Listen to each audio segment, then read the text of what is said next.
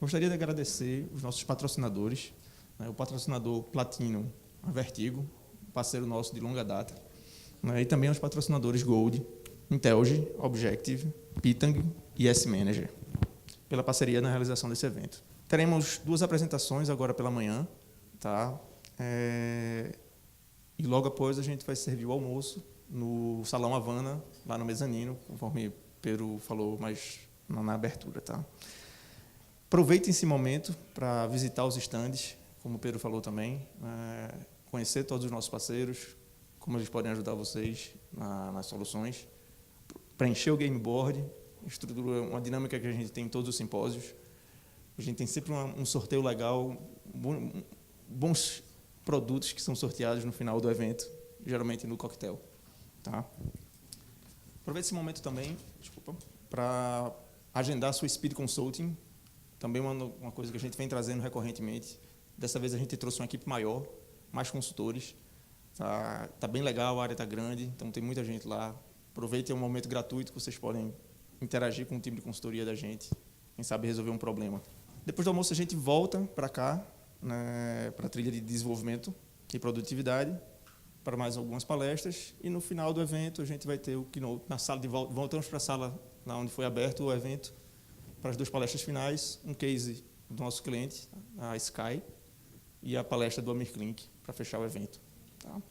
Então, para abrir a trilha de desenvolvimento e produtividade, eu gostaria de convidar a Jordana Moraes, consultora da Liferay, né, que está participando aqui do evento pela primeira vez.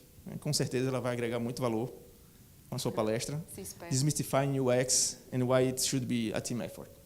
Prazer. Pois é, bom dia, gente.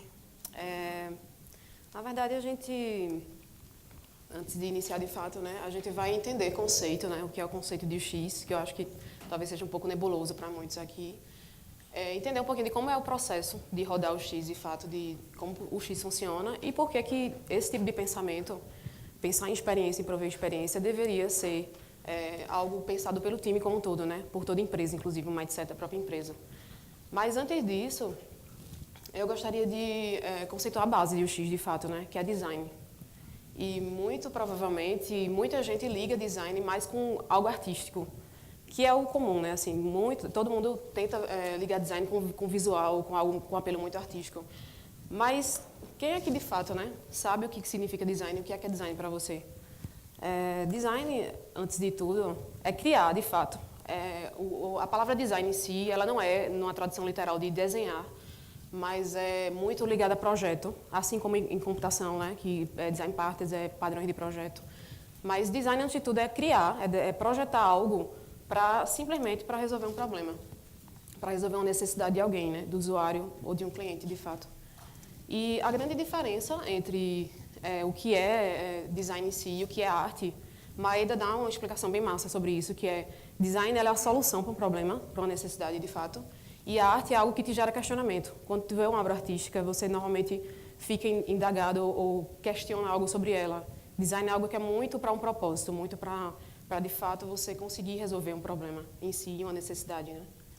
E design é isso, é forma e função, que forma é isso, o visual, a questão estética e visual, técnica e função, o funcional, essa questão do propósito, para resolver o problema. E Jobs também dizia muito isso, né, que não é somente como se parece, mas como que um produto faz te sentir utilizando ele e como que ele funciona, né, para te beneficiar. Quão memorável um produto pode ser. Mas aí a gente chega, né, tipo, quando a gente começa a falar de experiências, né? Beleza, mas o que seria projetar experiências? E aí eu cito 2 pessoas aqui que eu acho super interessantes, que eu considero os marcos de UX, não só eu, né, como a comunidade de UX em geral. E a primeira delas, acredito que pode ser até de curiosidade para todos, mas o primeiro UX designer é o Walt Disney. Eu me emociono, inclusive, quando eu falo dele, porque eu sou muito fã. Mas, inclusive, pela UX Magazine, que é uma revista muito conceituada de UX, fala que ele foi o primeiro UX designer já nos anos 30, né, em diante, e em 1966, quando ele trouxe toda essa imersão dos parques da Disney para a gente, né, para o mundo, e até hoje é um case de sucesso. Ele é uma das pessoas, não está mais entre nós, né, mas a Disney em si... Hã? Provavelmente, ou voltou pro planeta dele, né? Provavelmente, assim como Elvis e Michael Jackson. Mas, assim, ele focava muito em imersão, ele focava muito em entregar experiências mágicas, em o pessoal se sentir imerso demais dentro do parque. Até hoje é assim. E, inclusive, todos os filmes, né? Assim, a parte de animação, o pessoal da Pixar hoje em dia que trabalha aqui é da Disney. E quem nunca assistiu um filme de animação aqui da Disney e não se sentiu imerso, seja com a família, né? E querer os produtos da Disney, em querer ir para o parque. Eu nunca fui ainda, mas ainda vou lá usar meu chapeuzinho da Minnie, se Deus quiser.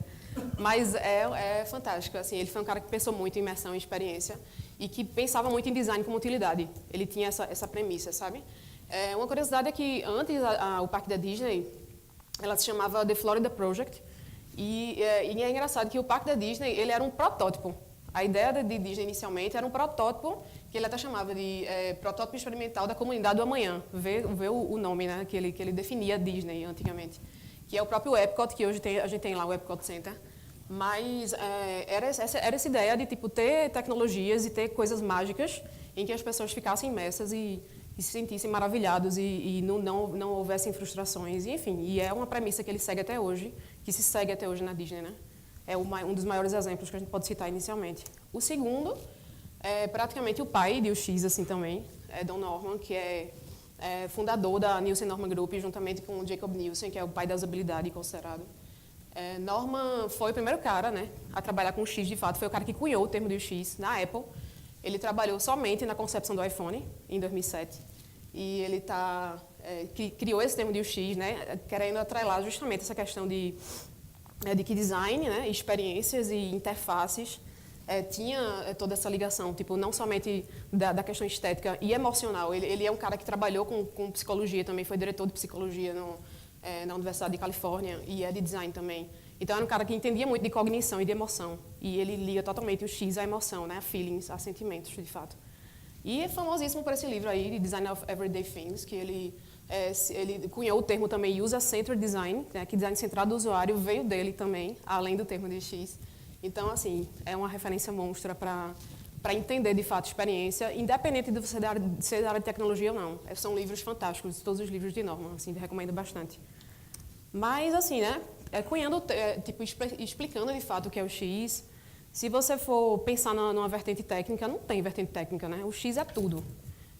Experiência, vivência, como que eu me sinto usando algo e, principalmente, né, como que eu me sinto usando não somente um produto, que pode ser digital, pode ser um objeto, um sistema, um serviço. Então, assim, quando a gente pensa em... Quem é que não usa Netflix aqui hoje em dia, né? Netflix é serviço. E foi o que conquistou. Tipo, a maneira que é projetado o serviço Netflix de prover streaming, de fazer com que você fique em casa, vendo pipoca na sua cama e se sinta num cinema né, e consiga acessar aquilo de qualquer lugar, em qualquer plataforma. Então, serviço também é muito importante, assim, né, dentro da vertente de pensar em experiências e prover experiências. Agora, é comum também que se confunda muito essa diferença entre o que é design, o que é UI, User Interface, e o que é o X, experiência. Essa imagem aqui é uma imagem bem clássica que a gente usa para definir, né, essas duas diferenças. Quem que nunca, não sei aqui, né, range de idade de todo mundo, mas quem que nunca bateu no bumbum do ketchup aí para poder tirar um ketchup de um vidro, né? Então, essa imagem bem clássica para diferenciar isso, né? O UI, de fato, é como que se parece e a questão mais técnica. Você vê que a garrafa é bem esteticamente bonita, mas não era funcional, né? E a Heinz veio com essa proposta na época de garrafinha de ketchup e é muito mais funcional e emocional, resolve o teu problema e não te frustra, para poder simplesmente tirar um ketchup de um pote e conseguir comer esse sanduíche assim, de maneira correta, né, digamos assim. Mas as duas coisas estão totalmente casadas. Então, tipo, UI e UX andam de mãos dadas, assim como EXD também, que é a interação, né, de fato. Só que aí eu acho que muita gente técnica passa a pensar, né? Beleza, projetar experiências, eu preciso de um designer. Ou somente de um designer, né? E a gente acha que é só esforço de um designer. Mas não é. Né? Projetar experiências vai muito além. Deve ser um esforço do time, de fato. Da empresa toda. Né? Não somente do time de desenvolvimento, mas do pessoal de vendas, do pessoal que está em todo ponto de contato com o cliente. Né? Tanto que, assim, a gente mesmo com o usuário, a gente quer que cada aspecto que a gente tem de interação com o produto cada aspecto que eu tenha seja prazeroso. Desde o momento que, por exemplo, eu faço um login num site, num banco, e me sinto confortável e seguro me logando num banco, desde que eu faça um pagamento com uma compra de um produto e quero ter certeza que vou receber aquele produto e ter feedback daquilo. Principalmente em cancelamentos ou até em suporte, né? Que suporte, quando eu preciso muito da ajuda de alguém, eu quero ser super bem atendido, da melhor maneira possível. Por quê? Para resolver um problema que eu tenho naquele momento e às vezes até com urgência. Então, a gente quer que todos esses aspectos sejam cobertos e sejam prazerosos. E isso é um mindset que tem que ser feito por toda empresa, de fato, né? Tipo, toda empresa tem que ter essa user experience ou customer experience, toda essa parte de experiência como um mindset, de fato, né? Desde o momento que a gente, por exemplo, que você atende um cliente e o cliente fala outra língua e você se manter falando a mesma língua do cliente, se possível, falar a mesma língua que ele, escrever documentações na mesma língua que ele tem, falar educadamente, mesmo num feedback de resposta de e-mail, né? Você responder um e-mail em tempo hábil, tudo isso faz com que ele se sinta confortável dentro do teu atendimento como cliente, até a entrega do produto final mesmo, né? Até antes de fase de desenvolvimento, todas as fases, todos os pontos de contato que você tem. E tem uma analogia massa, que eu acho que eu acredito, né? Que é do Mergo UX, que é considerar UX como um grande guarda-chuva, né? Tipo uma metáfora mesmo, assim, de que esse guarda-chuva, está todo mundo dentro dele, né? Todo mundo está imerso nisso. Não somente os designers, que é o pessoal que pensa nessa parte estética, visual, tem a facilidade maior de entender problema e necessidade do cliente, né? Mas business analysis também entra, pessoal de gerenciamento entra. Business analyst normalmente é o cara que é a voz do negócio, né? O cara que entende bem do negócio, que muitas vezes está muito mais em contato com o cliente também do que a gente, que é mais técnico. Então, é muito importante você ter a visão dele, tipo, nesse pensamento de UX e participando do processo de UX também. O pessoal de marketing, né, também, super importante, casa junto com o pessoal de UX, inclusive, né, ter esse mesmo pensamento de que conteúdo é muito relevante, de distribuição de relevância de conteúdo faz toda a diferença. O Agile Coach, que é um grande facilitador para os objetivos do projeto, né, terminarem com sucesso, acontecerem com sucesso, que é uma presença de Scrum Master também. Front-end, que eu sou front-end também, né, além de UX e ser especializado em UX, mas front-end é o cara que tem que estar de braço dado com o designer o tempo inteiro, porque se não, é ele que implementa a camada visual, né? Então não adianta eu fazer uma proposta visual se tecnicamente não é viável de ser desenvolvida. Então tem que estar casado pra caramba os dois. Back-end também, que é o cara core aí, né? De como a solução, se for um produto digital, vai ser dada desde o começo. E testers, porque simplesmente testers garante qualidade, né? Então testers tem que estar alinhado pra caramba nesse pensamento de prover experiências boas de produto também. Mas aí, beleza, eu não sou técnico, eu não sou designer, como é que eu posso contribuir, né? Se eu não sou designer. E aí a gente vai ver como que a gente consegue, como que funciona o processo de design centrado no usuário e como que cada papel desse do time pode participar desse processo também, né? Pode estar com a gente nesse processo, não somente com os designers. E esse processo de design centrado no usuário, que é baseado no padrão de Norman lá, basicamente se divide em pesquisa, ideação, prototipação e análise. Esse é o fluxo que todo mundo segue, seja Google, com Design Sprint, Design Thinking da EDO, todo mundo segue mais ou menos esse mesmo modelo. E cada fase dessa, ele é um processo que ele não é linear, tipo, eu até desenhei dessa maneira, mas você pode ter voltas em cada fase dessa, para maturar as ideias mesmo, maturar o problema, entender melhor o problema, que às vezes você só entende o problema no final, depois que você testou e viu que realmente aquilo que você idealizou não vai funcionar, e você volta de novo para todo esse ciclo. Então, bem para rapidamente explicar, né? Tipo, Design Thinking foca muito em empatia, e acontece muito, até no Design Sprint também, de nessa parte de research, a gente dividir em mais duas fases, que é empatizar e definir, de fato, o problema. E empatizar é muito eu me colocar no lugar do outro, né? Então, por exemplo, se eu quero resolver um problema de mobilidade urbana, na vertente de ônibus, por exemplo, como que eu vou resolver um problema de ônibus se eu não ando de ônibus? Ou se eu não conheço bem alguém que anda e as dores da pessoa que anda? Então, tipo, eu não tenho como resolver um problema se eu não vivencio ele, ou se eu, pelo menos, não sou próxima de alguém que vivencia, sabe? E por isso que é tão importante essa questão de empatia entrar, porque ajuda, de fato, a definir o problema. A parte de testes, eu acho que é a parte mais importante, porque é ela que te dá muito insight para outras fases. A partir dela, a gente pode voltar para a ideação, a gente pode voltar para a pesquisa de novo, porque a gente vai reentender problema, a gente vai ver que aquele problema que a gente achava que era, não era necessariamente ele, ou surgirem novos problemas e ter que se rodar esse processo de novo. E tanto protótipo também, né, que você aprende muito com um protótipo que você executa, para que lá na frente a gente tenha retrabalho mínimo, porque se você consegue ter tempo de fazer um protótipo, mesmo de baixa fidelidade, você consegue diminuir as chances do projeto dar errado no final, né? Por isso que é tão importante seguir esse processo de design centrado no usuário, né? E entrando em cada fase dessa rapidamente, a gente tem, basicamente, o que a gente tem em cada fase, né? A parte de pesquisa é a mais importante, é a mais nebulosa, mas é entender muito o público-alvo da gente e o problema em si, né?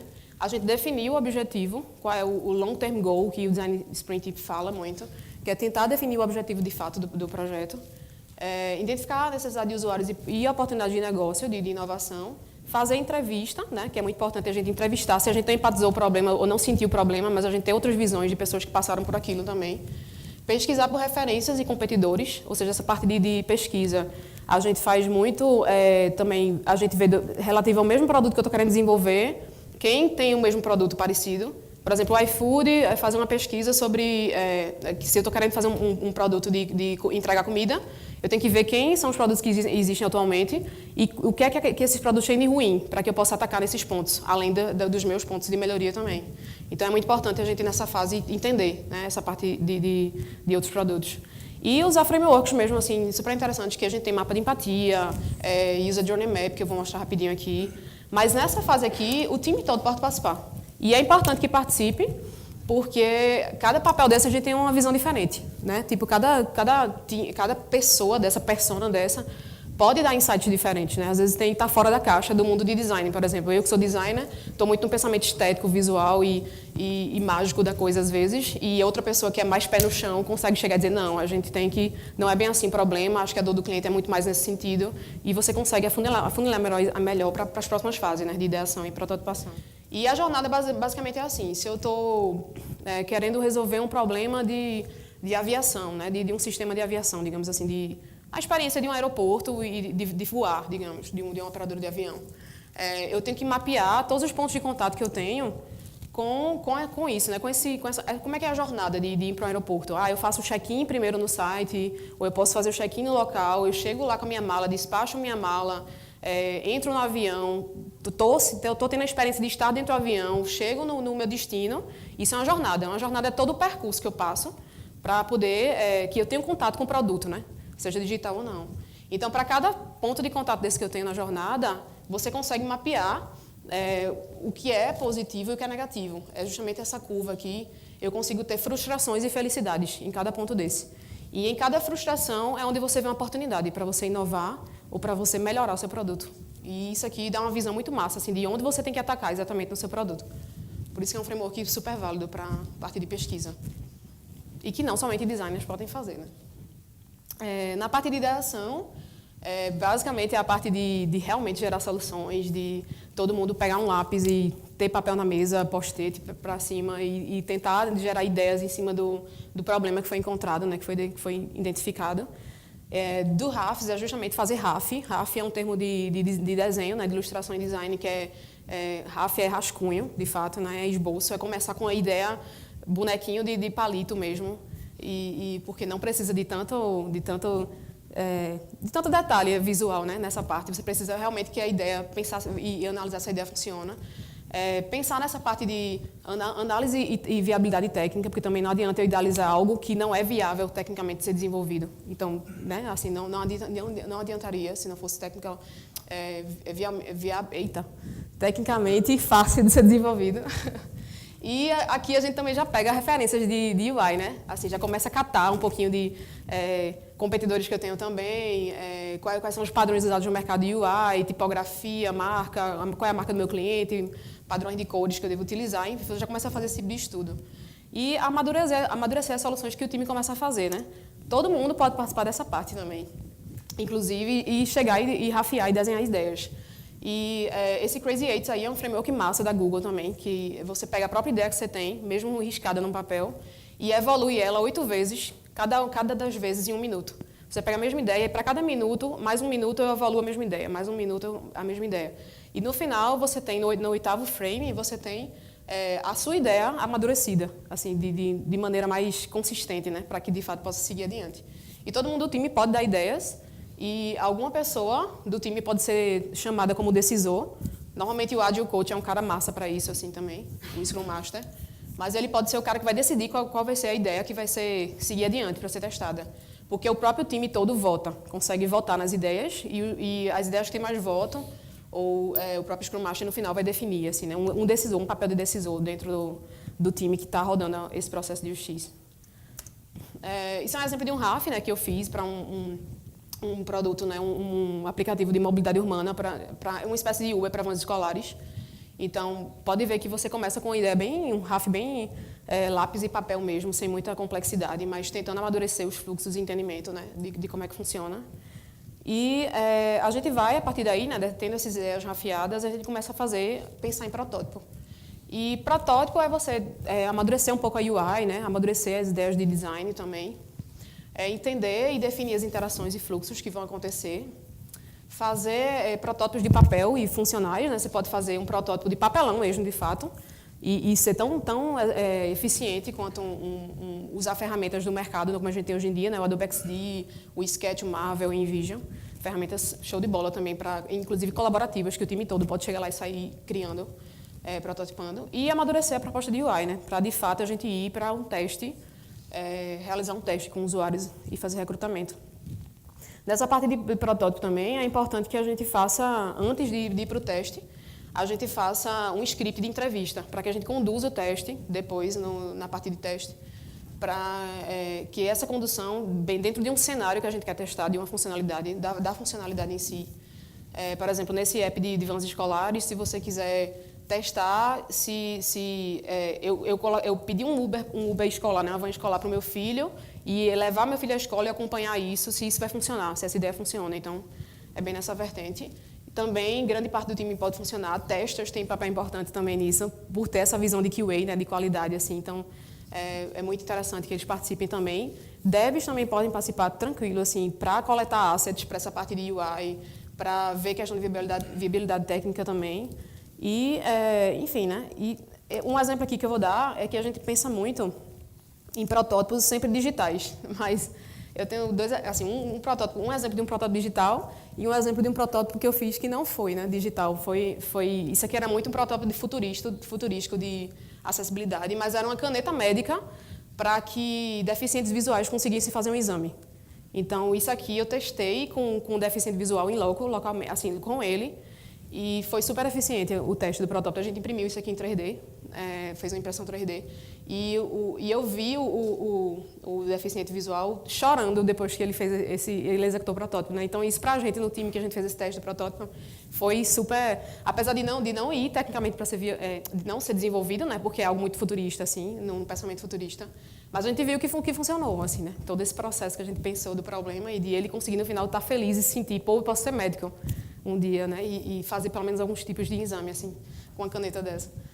E esse outro protótipo foi um protótipo de um aplicativo médico, que pode ver aí que é bem papelão mesmo, transição de tela passando tela, assim, puxando a telinha durante o protótipo, né? Não precisaria, de fato, estar numa interface, no InVision e outro tipo, mas funciona tanto quanto, e é massa para ter essa imersão do time, né? Para o time todo participar e desenhar.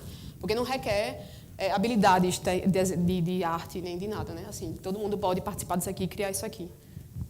E aqui foi a proposta final para esse app de vans escolares que eu fiz, que a partir desse UI aqui, eu fiz o teste, né, o teste de fato, né, a fase final do processo de design centrado no usuário.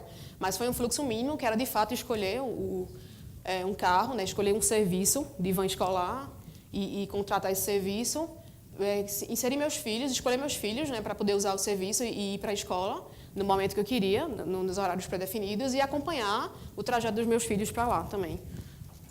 E a gente vai ver aqui nessa fase de teste uma foto disso.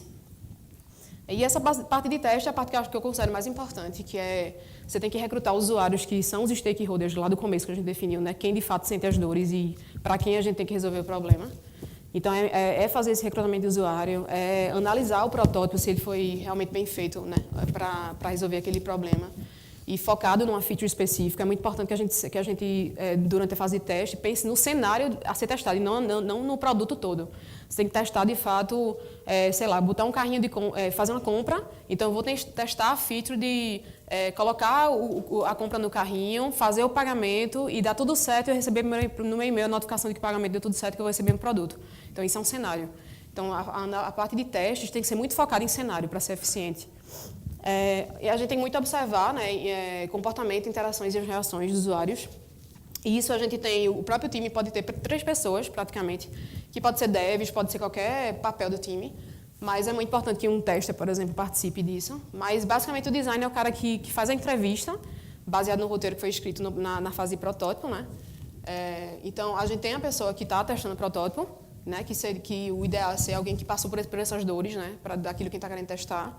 A gente tem uma pessoa que fica como observador, anotando todos os feedbacks e tudo que o usuário está falando ou as dificuldades que o usuário esteja tendo, né, interagindo com o produto. E, normalmente, o designer fica como moderador nessa parte, conduzindo o teste e tomando notas, às vezes, também, mas, normalmente, conduzindo o teste e dizendo qual cenário deve ser testado e observando também. A gente pode ter também um papel de alguém gravando um vídeo. Às vezes, é muito eficiente, porque você vê se o usuário clicou em lugares que a gente nunca pensou em que ele clicaria. E você, às vezes, tem que reposicionar um botão ou pensar em relevância de conteúdo em outros lugares, de maneira diferente, né? Então, assim, em suma, a gente tem que pensar que o X não é uma competência, né? Deve ser uma disciplina dentro da empresa. É um mindset bem que deve estar bem consistente dentro da empresa, né? E, perto de finalizar, como é que, pensando nessa característica de dev, né? Como é que dev pode ajudar a melhorar a experiência? Como é que back-end e front-end pode ajudar a melhorar, né? Back-end, eu diria que a gente pensar em construir uma arquitetura escalável, modular, para que quando o produto cresça, seja facilmente, né, seja fácil do produto crescer e as fases de desenvolvimento de front-end e tudo, e até de como o produto pode vir a ser no final, facilite isso para todos e seja legal para o usuário final também. Muito importante criar APIs, né, otimizadas e semânticas, pensando na questão de performance, né, e faça entendimento. O GraphQL está aí para isso também hoje em dia, é uma API otimizada, né? Você consegue realmente trazer somente aquilo que você precisa. Pensar em segurança, né? No momento em autenticação, assim, em confiabilidade e segurança, tipo logins e maneiras mais fáceis e seguras de autenticação, que sejam menos custosas.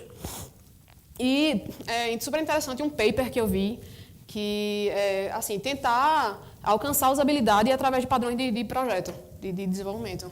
Tem um paper muito interessante, que eu vou ter até aqui embaixo na referência, não vou abrir o link aqui, mas que ele fala justamente, o cara fez um apanhado de heurísticas de usabilidade e criou um padrão de projeto para cada heurística dessa, garantindo na arquitetura, né, de back-end, no desenvolvimento, como que ele conseguiria garantir aquela heurística de usabilidade para que crie uma funcionalidade e tenha uma usabilidade garantida, né? E é uma premissa, assim, uma regra de ouro, assim, né, que dizem que grandes engenheiros, pessoas que... ser um bom back-end, de fato, né? Grandes engenheiros, eles garantem que ao X, né, a experiência dos usuários e do negócio seja possível. Então, é muito importante o back-end também ter esse mindset. E front-end é o cara que está aí no jogo para garantir tudo que o designer propõe lá. Então, 80% dos problemas de performance está com a gente de front-end. Então, é muito importante estar com esse mindset de performance também, de páginas carregarem rapidamente e, enfim, todos os pontos de performance, né? SEO e acessibilidade, né? O site está bem indexado, pensar em pessoas que têm problemas visuais, auditivos, enfim, pensar um pouco em acessibilidade também garante experiência. Questão de otimização de imagens, que é justamente relacionada à performance, então é muito importante. Pensamento mobile first, que é tipo, se você começa do mobile, você sabe o que é mais relevante para o usuário, porque no celular a gente usa rápido, então a gente quer ver o que é de fato relevante para mim na tela. Então, se você começar a pensar do menos, por mais vai ser muito mais fácil. Então, ter esse pensamento mobile first e de responsividade também é muito importante para garantir experiências.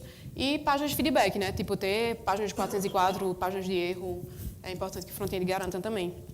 Além da questão de cross-browser, né, que sempre é um desafio para a gente, né, manter o site lindo, maravilhoso no IE, né?